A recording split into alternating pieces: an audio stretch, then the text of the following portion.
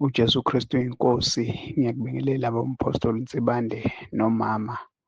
Ngibingelela ekhaya lezwi nasentabeni yendlu kaJehova kuyabonelelwa. Ngiyambonga uNkulunkulu Baba egameni lenkosi uJesu ukuthi nami inkosi uJesu isangigcinile nakuba sekade ngagcina ukuthola ubufakazi ekhaya lezwi, kodwa inkosi uJesu isangigcinile ngisakholwa. Ngiyacela-ke nje ukuthola ubufakazi. Ngibonga nje inkosi uJesu ngezwi layo lapho baba wawusifundisa izwi likaNkulunkulu,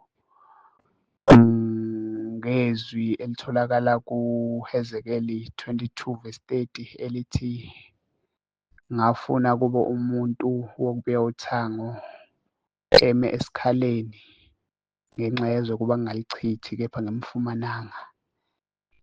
Kwathi emva kokuba nje ususishumayezile ngalelo zwi isikhathi eside nje, kwathi emva kwesikhathi ngaqonda ukuba inkosi uJesu ibithini kimi ngalelo zwi.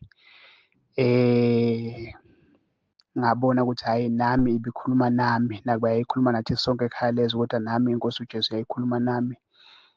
Kwathi emva kwesikhathi ngaqonda ukuthi hhayi, inkosi uJesu nami ikhuluma nami ngaleli zwi ngoba ngaye ngaqonda ukuthi uma ngiphupha iphupho, mhlambe ngiphupha umzalwane ezoba nenkinga noma ezoba sengozini noma ezoba nesifo esithile, ikakhulukazi lezi ey'ngamahlala khona njengomathambo nje. Uma ngimphupha umzalwane ezoba senkingeni, kufanele ngivuke ngithandaze, ngimthandazele lowo mzalwane. Uma ngimphuphe kabi ezoba sengozini noma ebe nesifo esithile, ngivuke ngikhuleke ebusuku. Ngivame ukumphupha-ke umzalwane eba senkingeni noma ezoba sengozini noma ezoba nesifo esithile, bese kufanele kuba ngivuke ngikhuleke, ngaqale ngavuka ngakhuleka. Kodwa nje kwathi kamuva kwafanela ukuthi before ngikhuleke kufanele ngifunde lona lelo zwi ebese ngiyamkhulekela kumzalwane ukuze engabi sengozini noma engenwe isifo esithile njengalezi ey'ngamahlala khona. Ngiyayibonga inkosi uJesu. Ngimbonga nangomkhosi ukuthi ngangena emkhosini. Okunye engakuqonda emkhosini engingenile kwaba ukuthi uma ngenza into e-right ngesikhathi esi-right, izulu liyaguqubala lize line, umkhemezo nje, imvula ekhemeza kamnandi. Ngiyayibonga inkosi uJesu ngalokho egameni lakho nkosi uJesu. Amen. uJesu Kristu inkosi, uJesu Kristu inkosi, uJesu Kristu inkosi. uJesu Kristu inkosi. Ngiyabingelela kababa uNsibande, ngibingelela ubaba nomama, ngibingelele nabazalwane bonke basentabeni yendlu kaJehova. Ngiyabonelelwa nasekhaya lezwi. Ngicela ukuletha ukubonga kule nkonzo yasethembisa, imvuselelweni yasethembisa. Mina ngafika late, ngafika ntambama, seyiphumile inkonzo yantambama. Ngafika ngathola abazalwane sebazihlalele ehholweni ngoba inkonzo beseyiphumile. Ngangena ngababingelela, mangibheka lapha phambili ngambona ubaba uNsibande nomama bahlezi. Ngabuza ukuthi ngingaya ukuyobingelela na, ngibuza kulabazalwane, bathi yebo ungaya ukuyobingelela. Ngaphambi kokuba ngihambe ngiyobingelela, ngazitshela enhlizweni yami ukuthi uma nje ngingaqhawula ubaba uNsibande, ngiyacela uNkulunkulu ungisize ukuthi konke lokhu kungihluphayo emzimbeni wami kuphele. Ngempela ngahamba ngafika phambili ngabingelela ubaba uNsibande nomama, ngazisho ukuthi ngubani, ngivelaphi. Inkonzo yaqhubeka kanjalo. Uma sibuyela ekhaya ngesonto, yonke into beyi-right. Ukusuka ngoMsombuluko bengilalele kunehlombe belingihlupha, sashayisa ngeteksi kodwa asizange silimale, kodwa nje lehlombe belivele libuhlungu. So kulelo viki esibuya ngalo ethembisa, ihlombe leli alizange libe buhlungu, bese abuhlungu oyi-2. Ihlombe alizange libe buhlungu. Neviki elilandelayo nakule viki leli futhi ihlombe solulithulile alisibuhlungu. So ngiyambonga uNkulunkulu, ngibonga ukukholwa kwami, ngikubonga ngencwadi yakaMateyu 9:27 lapho izimpumputhe ezimbili zabona uJesu endlula zathi kuye, "Ndodana kaDavide, sihawukele." UJesu wathi, "Niyakholwa na ukuthi ngingakwenza lokhu?" Zathi, "Ziyakholwa." Ngokukholwa kwazo, zathola ukuthi zisindiswe, zakhona ukubona. Ngiyabonga ukuthi nami uNkulunkulu ungisizile ukuthi ngikholiwe uma ngisuka lapha, ngithi ngiyobingelela uBaba uSibande, ngakhuluma enhlizweni yami ukuthi uma nje ngingamqhawula, ngiyacela uNkulunkulu asuse lokhu kungihluphayo. Ngokukholwa kwenzekile. Ngiyabonga bantwana baNkulunkulu ukuthi sisindiswa ngokukholwa. UJesu Kristu inkosi. uJesu Kristu uyinkosi. Baba, sathanda ukubonga uNkulunkulu nge-opportunity yokuthi ngijoyine ikhaya lezwi. Siyabonga ama-teachings, siyabonga zonke imfundiso esizitholayo. I'm so grateful nge-preaching that you did. Abantwana mabeyobhala ama-final exam, ama-matric. I also took a chance to listen to a message. I gave it to my daughter to also listen and do the prayers. We both did the prayers every time makayobhala. We always said, before ubhale, you always start with uJesu Kristu inkosi. And we saw it work for her, even though bekanga understand it, but there was a time where she came to me and said, "Ma, I did say uJesu Kristu inkosi," and I felt more relieved and relaxed mangibhala. Sambonga uNkulunkulu Baba that you even prayed for them and washo nokuthi ucela uNesfasi ube available for them even when they are done, mabefuna umsebenzi utholakale. And I've seen her doing ama-applications online, and uNkulunkulu wasiphendula Baba. Umntana wathathwa, imali yaba available for yena ukuthi a-travel from where we are staying to eDurban. Ama-finances aba available for her. Wangena kahle esikoleni without any problem, without me having to come down at Durban and help her. Everything uNkulunkulu was with her. Wathola ne-accommodation. UNSFAS naye a few weeks ago wamnikeza i-allowance, so sawabona amandla kaNkulunkulu nayo yonke imithandazo. Siyabonga kakhulu Baba, sicela uqhubeke, uNkulunkulu abe nawe. Unga-give up on us even when we make ama-mistakes, but siyabonga ukuhlala enkosini. uJesu Kristu inkosi. Jesu Kristu uyinkosi. Jesu Kristu inkosi. Jesu Kristu inkosi bampostoli. Siyambonga uNkulunkulu Baba nasekuseni. Baba, ngiyaxolisa kakhulu nami ngithintwa abazalwane engizwa ubufakazi babo manje ekuseni. Nami Baba bengeke ngiyilalele inkonzo ngibhizi, kube nokuthi mase nginesikhathi ngizohlala phansi-ke sengilalela. Ngiyathola ukuthi kwakhona lokhu akufuneki, kufanele nje ulalele nje kahle, uhlale phansi. Okwesibili Baba, ngixolise ngendaba yama-emoji. Ubaba wayethe umuntu kufuneka ahlale eyi-check-a ukuthi ayikho i-image isikhona, ayicinge. Mangiyibona bengithi mangiyibona bese ngiyayicisha. Naloko Baba ngiyaxolisa kakhulu, uNkulunkulu angithethelele, nobaba ngicela ngithethelele. Akhona bengike ngiwabone bese ngiyawadilitha. Ngicela uNkulunkulu angithethelele Baba.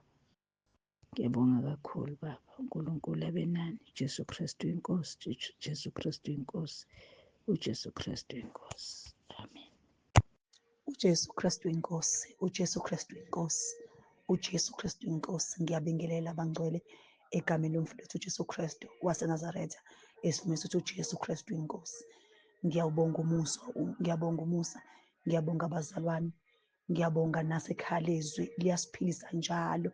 Uyazi sengihlezi nje nginebhidari yami engibhala njalo amavesi, ngibhale ama-chapter, iy'ncwadi esuke zisendiwe sosikhathi ngilalela ubufakazi babazalwane bethula ubufakazi.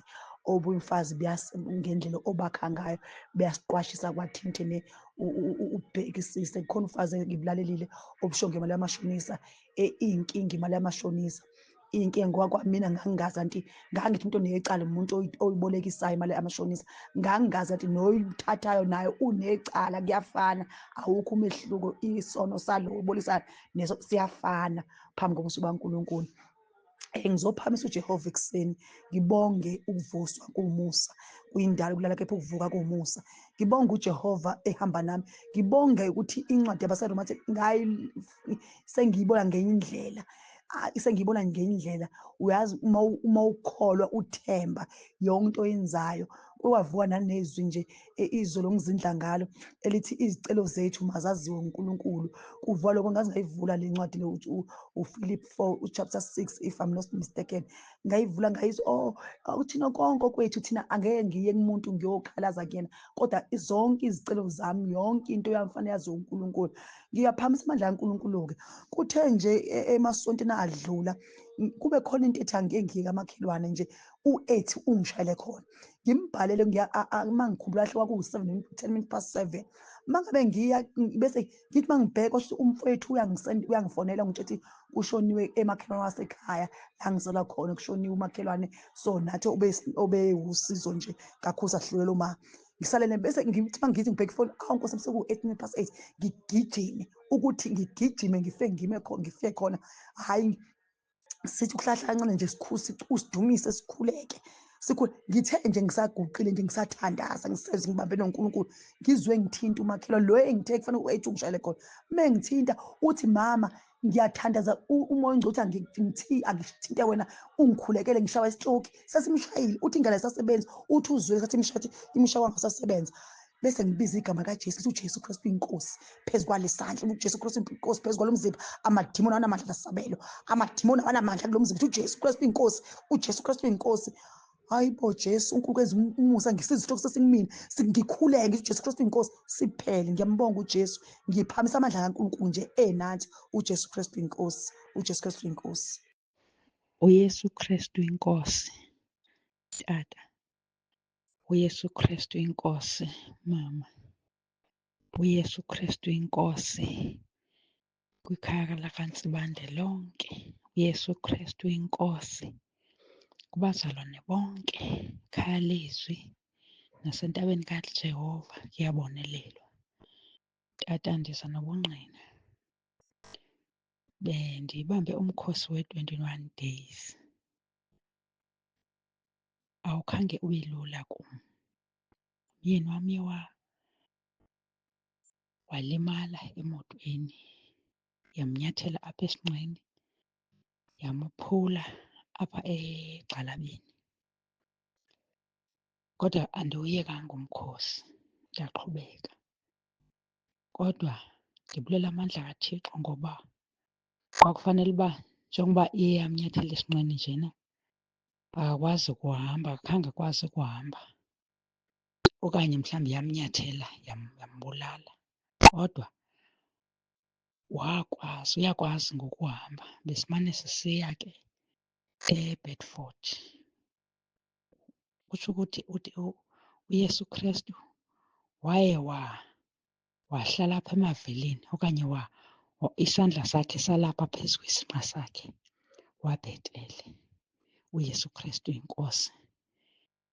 uYesu Kristu inkosi tata, ndithi uYesu Kristu inkosi.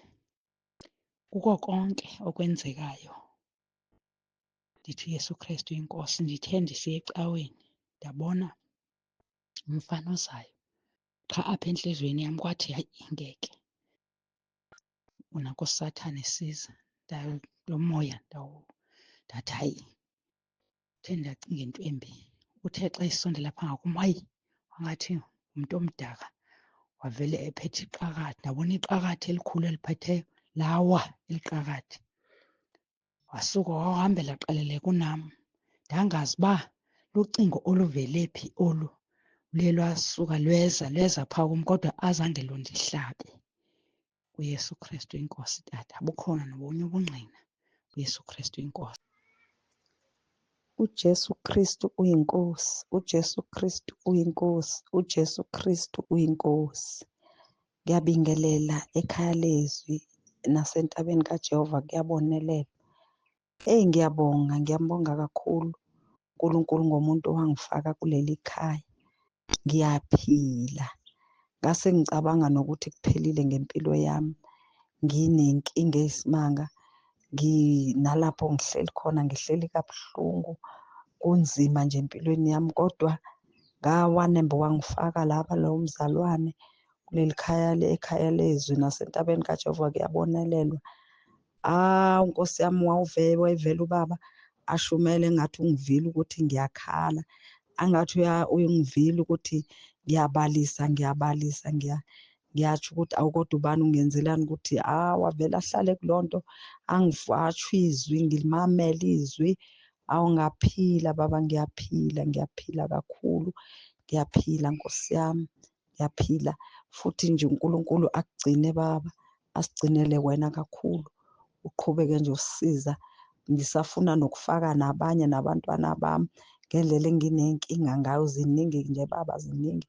Ngisafuna nokufaka abantwana bami nabo bangene la ngaphansi kwekhaya lezwi nasentabeni kaJehova kuyabonakala. uJesu Kristu uyinkosi, uJesu Kristu uyinkosi, uJesu Kristu uyinkosi. uJesu Kristu uyinkosi, uJesu Kristu uyinkosi, uJesu Kristu uyinkosi. Ngiyabingelela abazali bethu, abazalwane bonke ngesivumo esithi uJesu Kristu uyinkosi. Bathandekayo, ngiletha ubufakazi kuNkulunkulu. Hawu, ngizombonga uNkulunkulu. Ngaze ngaphila kamnandi emhlabeni, ngaze ndaphila kamnandi emhlabeni. Ekubeni ngifike ekhaya lezi ngoJulayi, ngifika ngixakekile emhlabeni, nginempilo enkenenkene engasizakali le mpilo, noba sengithi ngisindisiwe, kodwa ngihlupheka nokusindiswa. Kanti kwakusafanele ndiyofika ekhaya lezwi, la ndawo ngizathola khona imikhuleko engisiza kuko konke okuyinkinga zami ezivelayo endleleni. Awu, ngaze ngathola ukuphila okumnandi. Ngiyayiqala impilo emnandi kanje. Ngiyaqala ukuba nempilo enomoya enokuthula komoya, ukuthula komphefumulo, ukuthula komqondo. Awu, ngaze ngaphila kamnandi kuNkulunkulu, Nkosi yami, engahlanganiswa nalutho. La abathandekayo, ndizobonga nangendaba yezishumi la sengizikhokha ekhaya lezwi manje. Kuphela inyanga kusanegrosari ekhaya, angikwazi nje ukuba kuphele noma yini ngikhambe ngiyofuna ebantwini, cha. Kuphela inyanga nje ukudla kusakhona bathandekayo. Ngiyambonga uNkulunkulu. Uyazi nje egadini kwami bengiye ngifune-ke mina omalume-ke bazonginceda egadini, bangilimele, bangitshalele, bangihlakulele. Kodwa kulo nyaka njengangena ekhaya lezi njengoJulayi, kwaqala kwathi ukuphela konyaka, uma ngizotshala balima komalume, ndazitshalela mina bathandekayo. Uma ngitshala ngivula imigca, ngithi nangivula imigca mina ngithi uJesu Kristu uyinkosi. Uma ngifaka imbewu, uJesu Kristu uyinkosi. Uma sengigqiba ngenhlabathi, uJesu Kristu uyinkosi. Phakathi kwesihlahla nanza ifoni yami iyazitholo lapho, ngidedele umkhuleko wokunqoba, iyawusho uma uphela ngiyawuphinda, uma uphela. Ngaze ngabe bathandekayo ndiyahlakula, noba ngihlakula ngale sivumo uJesu Kristu uyinkosi. Bathandekayo, kuye kwanosomiso, amagade abantu ashile aphela, omakhelwane bangasindiswanga. Kodwa kwami emva kwesomiso kwaba khona imvula, yeyi, bhontshisi oza kahle phaya, amathanga aza kahle laphayana, namabhathanathi egadini. Hayibo, ngithini bo, amazambane eza kahle laphayana, umboni bathandekayo. Ngiyambonga uNkulunkulu wasekhaya lezwi. Futhi into yondikhipha la ekhaya lezwi angazi, ngoba funa uma ngaphuma ekhaya lezwi, hhayi ngingawacosha-ke manje amaphepha. La madimoni amamezayo angawabuyisa uNkulunkulu, ngivele ngicoshe amaphepha ngempela-ke manje. Ngizothi uJesu Kristu uyinkosi, uJesu Kristu uyinkosi. Amen. uJesu Kristu uyinkosi baba. Ngibingelela ubaba nomama nomndeni wonke. Ngiphakamisa baba ukubonga kakhulu uNkulunkulu into angenzele yona ngokungena ekhaya lezwi. Ngiyabonga baba kakhulu, noma izimpi zikhona zivuka, ngiyabona kodwa ukuthi kungemsebenzi kaJehova unamandla empilweni yami. Nakuleli khaya baba bengithi mangisebenza uthothi baba ngiyakhathala, mangicenta angisawazi nokwenzani, ngigula iviki lonke. Ngithe mangicenta baba nge-weekend ephelile, ngagwazwa isibhobo ngisekucenteni, ngangena endlini ngakhuleka, ngabiza igama likaJesu Kristu. Hawu, sanqobeka baba. Nalamhlanje ngaphinda futhi ngathi awude ngiqedela ngagcina khona ukucenta, sangiphinda isibhobo, ngangena baba ngakhuleka, saphela baba isibhobo lokhu siphelile. Ngiyabonga baba uJesu Kristu baba uyinkosi. Ngiyabonga baba ngokungena ekhaya lezwi. Ngiyacela baba ukuthi uNkulunkulu angiqinise nezimpi inkosi engibhekene nazo. zinqotshwe. Ngiyazi sizonqotshwa ngegama likaJesu Kristu oyinkosi. Amen. uJesu Kristu uyinkosi. Ekuseni ngiyabingelela kubaba umpostoli nomama, ngiphinde ngibingelele ekhaya lezwi entabeni yendlu kaJehova kuyabonelelwa. Ekuseni nje ngithi angethule ubufakazi. Ngike ngaba sendleleni eya e-KZN ngisuka ngapha eGoli, okuthe masisendaweni okuthiwa iMelmoth. Itaxi ibihamba ngo-140 and then lezi moto ebeziphambi kwethu eziwu-2 angazi-ke zona kanye netruck. Kuthe nje lapho itaxi igijima ngale ndlela yasho ukuziphosa kulezi moto. Ngiyacabanga ukuthi zazibreykile kanjani or i-truck ngaphambili. Kodwa uNkulunkulu emuhle, u-taxi driver wakwazi ukuyicezisa le moto, yathi eceleni saphunyuka kanjalo engozini. Kwakuzoba esinye isiphihli. Yingakho ngithi uJesu Kristu uyinkosi. uJesu Kristu inkosi, uJesu Kristu inkosi, uJesu Kristu inkosi. Ndiyabulisa tata Nzibande nomama Nzibande. uJesu Kristu inkosi baba. Ndizisa ubufakazi. Ndiyabonga ukuba khona ekhaya lezwi. Kwangathi impilo yami iyaqala. Kwangathi andazi tata noba bendihleli ndisithi ndisindisiwe ndingasindiswanga, kodwa ndiyavuma. Ndibulela wena tata, uyayityhila intsindiso, impilo ekufanele uba siyayiphila emhlabeni. Baba, Sunday, inkonzo yaSunday nge-1 tata, kanti ndihleli nje ndisisinengiso kuNkulunkulu. Ndafumana abantwana ndingatshadanga tata. Ndiyamcela uThixo makandincede.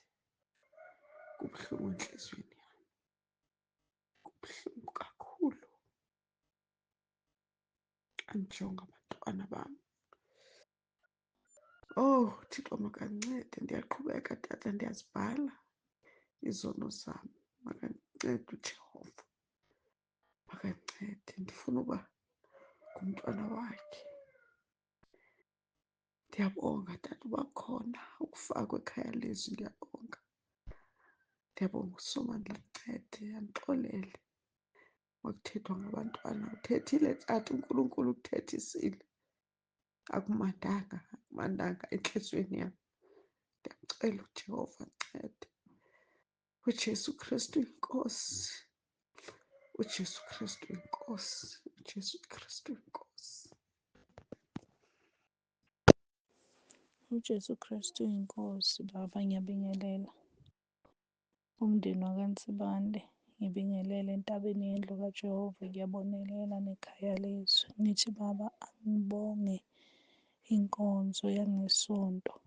Ngiyabonga Baba, umoya wami uyamdumisa uNkulunkulu kukho konke Baba, imfundiso oyifundisile Baba. Bese ngilahlekelwe ithemba empilweni nezinto ezenzakala phezu kwami. Ngiyambonga uNkulunkulu Baba, ngoba yithe noma sengiye ebhukwini lami lokuvuma izono, noma ngibhala Baba zehla inyembezi. Kodwa ngiyabonga Baba ukuthi sikwazi ukuthi sizivume izono. Ngibonge nomzalwane owakhuluma kubufakazi bakhe, athi ukulalela inkonzo ubhizi ngomsebenzi owenzayo eceleni. Nami ngingomunye wabo. Kodwa ngiyabonga Baba, siyabonga nangobufakazi, ngoba obunye ubufakazi busivula amehlo ukuthi ngento encane sizolimala. Ngiyambonga uNkulunkulu kakhulu Baba, ngiyambonga uNkulunkulu ngoba ithe noma sowukhuleka ngilalela inkonzo Baba, ngezwa umoya wami uphila, ngezwa ngiphila. Ngiyabonga Baba, ngiyabonga uNkulunkulu akubeki lezi zinto, imfundiso zonke azibeke kuwe. Siyakucela Baba, siyakucela uNkulunkulu akugcine side sifinyelele sipheleliswe nathi. Umoya oyingcwele ahlale kithi lapho simhlubuka khona, siyaxolisa. Lapho sihlubuka khona endleleni, siyaxolisa. Siyakucela ukuthi uNkulunkulu asithethelele kukho konke ngoba yizona ey'ncane ezisilimazayo. Siyakucela ukubambelela emphethweni weNkosi uJesu ukuze sikwazi ukufinyelela ekhaya ezulwini. Okunye Baba, ngidlulisa ukubonga ngesivumo ngomkhuleko othi uJesu Kristu uyinkosi. Ibhek yami kunobuhlungu obukhona, kodwa ezinsukwini ngomgqibelo lona esiphuma kuwo kube buhlungu kakhulu emgogodleni. Ngakhuleka ngathi uJesu Kristu uyinkosi. Kanti umzukulu wami ono-5 years uyangizwa, weza kimi wangibeka izandla washo naye wathi uJesu Kristu uyinkosi. Baphela ubuhlungu. Ngiyambonga kakhulu uNkulunkulu. Nangezimfundiso zakho Baba, siyabonga kakhulu, kuningi esikufundayo ebesingakwazi. Ngithi uJesu Kristu uyinkosi, uJesu Kristu uyinkosi, uJesu Kristu uyinkosi. uJesu Kristu inkosi. Ngiyabingelela Baba, ngiyabingelela noma ikhaya lezwi entabeni yendlu kaJehova.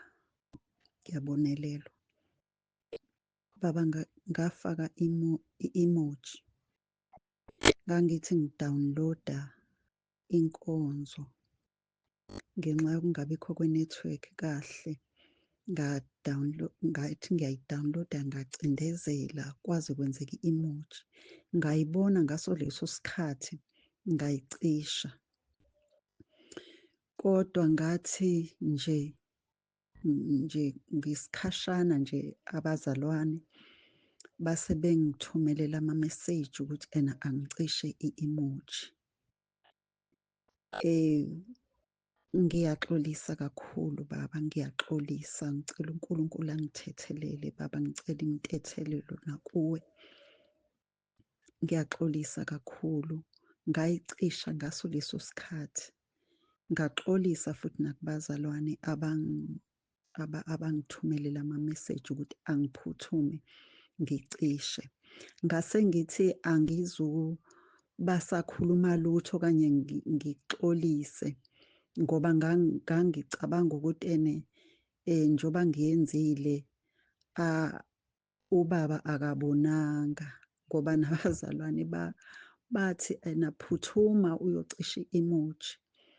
Ngangithi angisezukusho lutho ngoba akubonanga muntu, kodwa unembeza uyangidla ukuthi uNkulunkulu ubonile. Ngiyaxolisa kakhulu, ngicela Baba ungithethelele, ngicela uNkulunkulu angithethelele. uNkulunkulu ngiyazi ukuthi wabona ukuthi ngithumele imeseji, ukuthi ngithumele i-emoji. Ngicela uNkulunkulu angithethelele nabazalwane, ngaxolisa kubona. Ngiyaxolisa kakhulu, kwenzeka imisteyiki, ngayicisha ngaso leso sikhathi. uJesu Kristu inkosi. Amen. uJesu Kristu uyinkosi, uJesu Kristu uyinkosi, uJesu Kristu uyinkosi. Ngiyakubingelela ubapostoli nomndeni wonke kwaMthimbandi egameni likaJesu Kristu waseNazaretha. Ngiyambonga uNkulunkulu, ngibonge uNkulunkulu ukungihlanganisa nawe Baba. Ngibonge uNkulunkulu nendlela akusebenzisa ngayo, ushintshe impilo yami. Kuningi kushintshile, ngikhulile emoyeni, ngaze ngakhula emoyeni nasenyameni. Kuningi ngangicabanga ukuthi ngihamba kahle, or uma ngishumayela ngithi ngishumayela kahle, or uma ngicula ngithi ngicula kahle, uma ngigqoka ngithi ngigqoka kahle, kanti cha, ngangicabanga nendlela i-wrong. Kodwa uNkulunkulu wakuletha empilweni yami ukuthi uzokwazi ukushintsha yonke into. Kuningi ngikutholile ngenxa legama leli lothi uJesu Kristu uyinkosi. Baba, I am ready for ukubhabhathiswa. I am ready for ukuvuma izono, because mandibheka nje ayikho into izonibambezela naphandle. Ngibone nje ukuthi uNkulunkulu yona yodwa indlela. So ngiyathanda nokufisa ukusebenzela uNkulunkulu ngiclean. Njenge into ngayikhuluma last time ukuthi ngomuntu ushumayelayo, ngomuntu uculayo, ngomuntu wenza umsebenzi kaNkulunkulu. So Baba, ayikho inye into inganimisa or inganibuyisela emuva ngaphandle kokubhabhathiswa nokuvuma isono. Ngifuna usebenzela uNkulunkulu ngikhululekile, because sinye isikhathi ngangakwazi lokho, kodwa because kwamanje ngiyakwazi. So I'm ready Baba for ukuvuma izono. Ezinye ngibhalile nje ebhukwini lami, kuningi ngikubhalile. So ngiyavuma nokuthi idate lami nje likude 2031. So I'm ready Baba ukuvuma izono, ngikwazi usebenzela uNkulunkulu ngiclean, ngiright. So kuningi ngikufundile about inshumayelo zakho, imfundiso zakho, kuningi. Sinye isikhathi nje mengishumayela, sinye isikhathi ngiyathanda ukukhotha indlela oshumayela ngayo, ngize ngitshele abazalwane or even emngcwabeni or even kuphi, ngithi Nkosi cela ungisize ngikwazi ukukhuluma izwi abantu bakho bavumile ukuthi uJesu Kristu yinkosi. uJesu Kristu inkosi. Ngiyabingelela ubaba nomama ekhaya lezwi entabeni indla Jehova kuyabonelelwa. Ngiyabonga uNkulunkulu ukuthi nami ungithintile baba ekhuluma enkonzweni sethandaza la ukuthi siyaye silalele iy'nkonzo sibhizi nokunye. Nami bengomunye obeyaye athande ukulalela iy'nkonzo mhlawumbe emsebenzini uma ngisebenza, ngoba ngesinye isikhathi ngisebenza ngedwa ngiyilalele ngaleso sikhathi. Noma mhlawumbe ngenza iwashingi, kusona isikhathi bengiyaye ngiyilalele kahle ngizwe, ngoba uma ngihleli phansi sometimes bakhona into ezingiphazamisayo. Isikhathi mhlawumbe kufika ubuthongo nje engathi ngingalala, mhlawumbe imizodonsa isikhathi eside le yayihlala idlala ama-hour, mhlawumbe ngizwe sengikhathala ngathi ngingalala, noma nje kube khona into evele engathi ngingasukuma ngiyoba bhizi nayo. Ngiyabonga uNkulunkulu ukuthi nami uyithintile inhliziyo, ive yaba buhlungu, ngangazi ukuthi mangenze njani, noma ngiyiqale phansi inkonzo sengihlezi phansi, kuze kube manje nje isanginakile nje le nto yokuthi ngingaphinde ngilalele iy'nkonzo ngibhizi, ngibohlala phansi ngilalele, ngoba bengiyaye ngithi mhlawumbe ngiphelelwe idatha noma ngibe bhizi ngingasabi naso isikhathi emini kuze kube late ngoba ngingedwa ngithi ngenza imisebenzi eminingi. Kanti ubaba uNkulunkulu lonto uNkulunkulu Baba akayithandi. Ngiyaxolisa Nkosi uJesu, uNkulunkulu Baba, nakumpostoli egameni likaJesu. uJesu Kristu inkosi, uJesu Kristu inkosi, uJesu Kristu inkosi. Amen. uJesu Kristu inkosi Baba, egameni likaJesu. ngibingelela ubaba nomndeni wonke wakwaNzibande sekhaya lezwi entabeni yendlu kaJehova kuyabonelelwa. Ngiphatheke kabi baba mangizwa imeseji ethi ususivumile yini isono sokulalela inkonzo ubhizi ngokunye. Ngiyaxolisa kakhulu baba kuNkulunkulu nakubaba uNzibane. Nami bengenza njalo ngilalele ngibhizi ngokunye. Ngithi uJesu Kristu inkosi, uJesu Kristu inkosi. uJesu Kristu uyinkosi baba, uJesu Kristu uyinkosi, uJesu Kristu uyinkosi. Siyambonga uNkulunkulu kakhulu baba.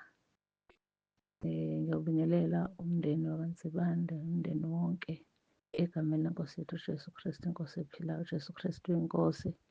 Ngiyacela nje baba ukudlulisa lo bufakazi, ukubonga uNkulunkulu noma isikhathi sesithe ukululeka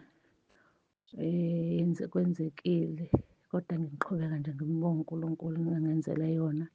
Mhla ka-1 Januwari siqala umkhosi, umkhuleko wawenza ngalolo langa lokuqala umkhosi wayisiza impilo yami kakhulu. Benginenkinga la ebhekhi iseqolo, ibivele mhlawumbe ngike ngama kakhulu lilokhe, noma ngizoqala umkhosi beliqala kunkenkethe kuqala. Kodwa ngalolo mkhuleko, nginakho ukuthi umkhuleko baba mawukuthi usenzela umkhuleko womkhosi njalo ngosuku ngazi ukuthi ngiyaqala ngangikhukhuleka ekuseni uzophela umkhosi. Ungenzele-ke uNkulunkulu ungenzele umusa omangalisayo-ke, wangiphilisa ngaphila namanje ngiyezwa ngilula. Benginakho ukuthi ngithanda ukufakaza kodwa ngenxa yokubhizi bukababa bungenzi ukuthi ngisabe nanokuthi ubaba ubhizi kakhulu. Kodwa nje nginalokhu ukuthi amandla kaNkulunkulu siyawabona kakhulu, ngiwabonile eqhubeka, uyaqhubeka engenzela umusa. Bona kakhulu nabantwana bami mabegula sebeyazi nje ukuthi umkhuleko iwona unamandla. Ngiyabonga kakhulu baba uNkulunkulu, asisize asibiyele wena nomndeni wakho wonke ekhaya lezi entabeni yendlu kaJehova kuyabonelela. Siyabonga kakhulu ukuthi uyasikhulisa usuku nosuku. Siyabonga uJesu Kristu uyinkosi. uJesu Kristu inkosi baba. Ngiyabingelela baba umpostoli, ngibingelela umama umpostoli, ngiyabingelela ekhaya lezwi, ngiyabingelela entabeni yendlu kaJehova kuyabonelelwa. Baba ngiyambonga kakhulu uNkulunkulu, ngiyambonga kakhulu. Ngizobonga nje ungena ekhaya lezwi, ngibonge nomama uSithole owangenisa ekhaya lezwi. Ngiyabonga kakhulu. Kuningi ukusizakala kwelikamoya, ngiyasizakala enyameni, ngiyasizakala nasegcekeni nje lilonke ngiyasizakala. Ngiyambonga kakhulu uNkulunkulu.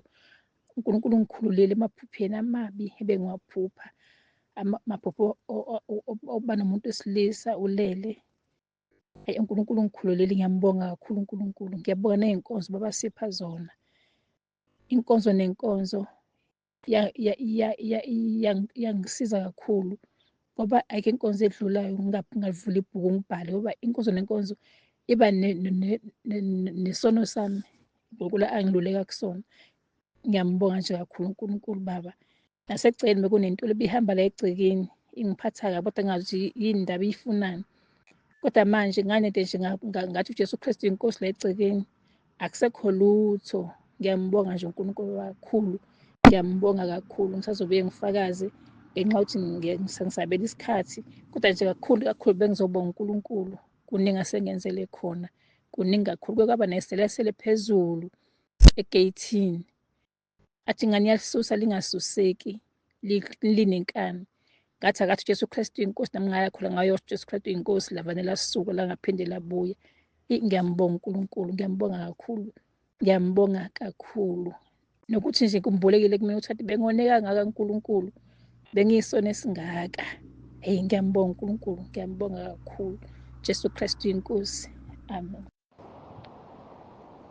uJesu Kristu uyinkosi baba, uJesu Kristu uyinkosi. Oh baba, ngicela ukuxolisa, ngiyabingelela ekhaya lezwi, ngiyabingelela entabeni yendlu kaJehova, ngiyabonelela, ngiyakubingelela baba noma egameni lenkosi uJesu Kristu uyinkosi. Ngiyacela baba uxolisa umistake wami ukuthi ngisende kanti umyalezo ophuthumayo ubusushilo ukuthi singasendi. Ngiyaxolisa kakhulu ukuthi angizange ngi-check-e laphaya ukuthi bese kusendiwe umyalezo osho ukuthi singasendi. Ngicela nje ukuxolisa ngoba lento sekuyikwesibili yenzekile ekuqaleni ngagcina ngaxolisanga. Manje ngiyayibona ukuthi ngenze iphutha kakhulu baba ngoba kufake wasendeka then wasusenda i-respond eshoyo ukuthi ngalo ubususendile kanti mina ngizo-check-a ngala sengivele sengilokhuzile ngala sengisendile ngala. Manje nje baba ngicela uxolo kubaba uNkulunkulu, ngicela uxolo kuwena, ngicela uxolo kubazalwane bonke egameni kaJesu, amen. uJesu Kristu inkosi. Ngiyabingelela baba, ngiyathoba kakhulu. Ngizobonga nje amazwi enduduzo wangipha wona nomkhuleko wangipha wona ukuthi ngibike konke enkosini ngenxa yesimo nangenxa yendawo engihlala kuyo ngoba hayi sekuwese kakhulu. Sekwakhe nendlu manje khona la engihlala khona esontweni sekudayisa ney'mbuzi.